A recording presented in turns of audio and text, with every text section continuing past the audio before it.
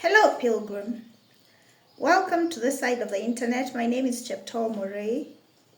I'm a Kenyan, and this is an introduction to a series that I want to do, and I feel like the Lord is leading me to do.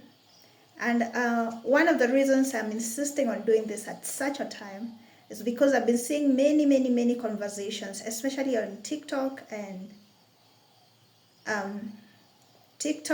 Twitter, and even Facebook about deconstruction.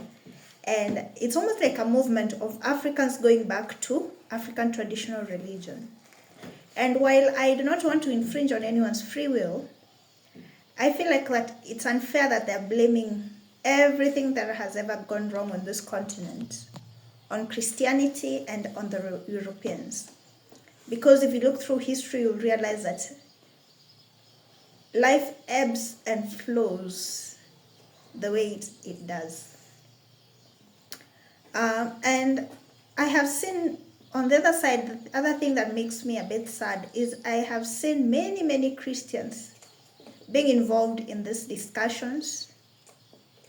And I want to say that God does not need to be defended. God does not need you to defend him.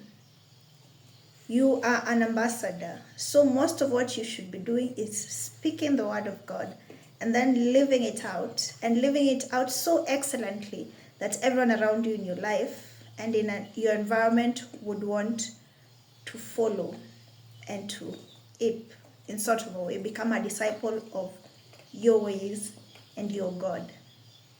And so this is my way of pushing back to this new culture. And I'm not going to push back as someone who's fighting, but as someone who's on a sphere that is higher than where they're speaking from, so that I can, in one way, in my own little way, contribute to this conversation that we have been a little late. Many people don't realize that God is an excellent businessman. Jesus, while he's king in heaven right now, one of the things that he watches very closely is the profit margins. And profit for him is souls and the impact that the children of God are having on this planet, on this earth, on the lives of people, on creation on a greater scale. And so that is a conversation that I want us to have. And we're going to have it by looking at the life of Abraham, the father of faith. And we're going to really dissect his life to the greatest ability that I have in this capacity that I'm in right now. And I hope that it will be a conversation. It will be an engaging conversation for everyone, and that through it we will learn, we will grow together. And we will begin a greater conversation that this generation should have, really. Because I think one of the greatest things we should be afraid of as humanity is ever getting to the point where we do not have a basis for our faith. That we are living a life where you do not have concrete truth that you can build your life on. We have for so long been living in a world where we have my truth, his truth, her truth, their truth, and never the truth. So one of the things we're doing here is chasing down the truth. So that as we get to the other side of this, we will have one foundational truth, one concrete rock that we can build the rest of life on. So as I have already mentioned, we're going to look through the life of Abraham. And it's quite fortunate that I have a book out that I wrote 2 years ago. I published it last year.